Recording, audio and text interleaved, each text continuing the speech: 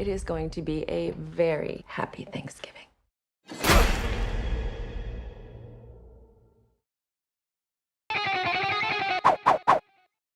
So I gotta tell you, dude, I really like this one a lot. Thanks, I man. like. I happy birthday to me, graduation day, all of that stuff was kind of my Disney, I guess. Yeah, me too. I I like the fact that you did this story. You did a holiday horror, yet there's references to all those movies in some way.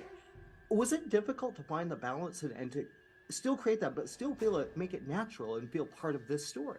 Absolutely. I mean, look, I wanted it to feel, I looked at it as language and vocabulary.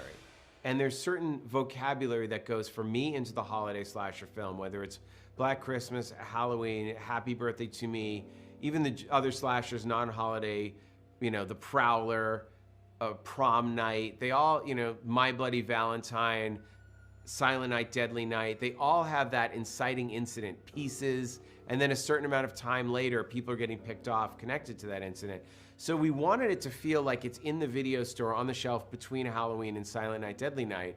Because as a kid, if you remember, like after the day after Halloween, there was nothing. It was just family and Christmas movies until the next January, maybe probably February, when the horror started to come back. So there are certain things. I wanted the POV of starting with the POV of the house. I want everyone to go, you're in a slasher film. This is where we are. This is the night it is. I wanted certain jump scares to happen at certain times. I wanted the sequence in the high school, the final girl being chased by the killer. I wanted her to have the cat and mouse stuff, the mute witness kind of scene through the house. He takes the pitchfork. And I wanted to switch the weapons up. So you're trying to guess who the killer is, giving them that moment to look and try and read the body language. So the fun was to do it, to make a modern film that's using social media and, obviously the viral video, and have that be a component, make about modern themes, but also use those classic slasher movie, Bob Clark, John Carpenter, Joseph Zito techniques. You did it, and you did it so well. Here's the thing: that opening sequence, man.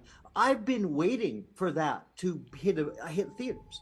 Because that I've always associated with Black Christmas or Black Friday. Sorry, with a horror. It should be horror. Yeah. It should be horror. What went into creating that? Just the visuals and making that so just compelling and terrifying. Well, every scene I do, I look at it as a chance to outdo myself. And each movie, I learn something, and everything.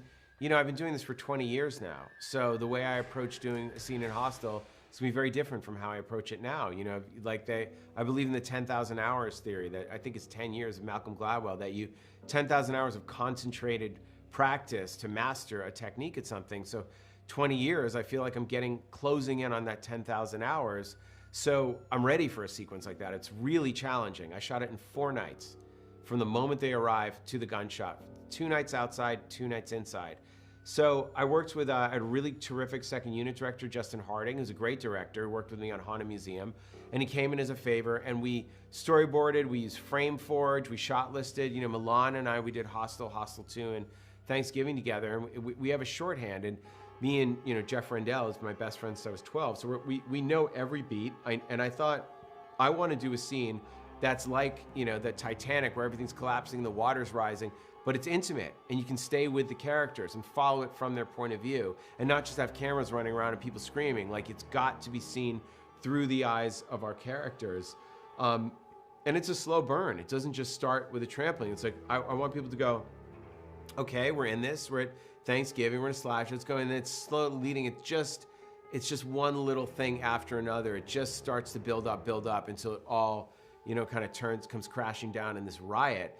And we were very lucky that we had a fantastic stunt team led by Dan Skeen, and the Canadian extras were amazing. I mean, 4 nights, we started with 600 extras, and then we had about 150 or 200 for the riot, and they worked with the stunt team, and they worked together, and I worked with them. I was like, okay, if there's level 1 is calm, 10 is panic, we're at a 7 now, and everybody look to the person to your left, and look to the person to your right, and make sure, are you okay with contact? Are you okay? Like, we're just like, and then we'll cut. Everyone look to your neighbor. Are you okay? Look to your left. Are you okay? If someone falls, you help them up. I was like, we're gonna be doing this over and over. Nobody can get hurt, and we're all actors in a scene together. We're all working for one thing. So when you get everyone in that mindset, and you work out the little beats, very quickly, everyone is in the scene together and they wanted to go for it.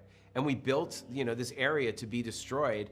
And the first time you're shooting it, when you just put the cameras up, you know, I normally shoot with one camera, but this one we had 2 cameras because it's crazy action. You want to catch things.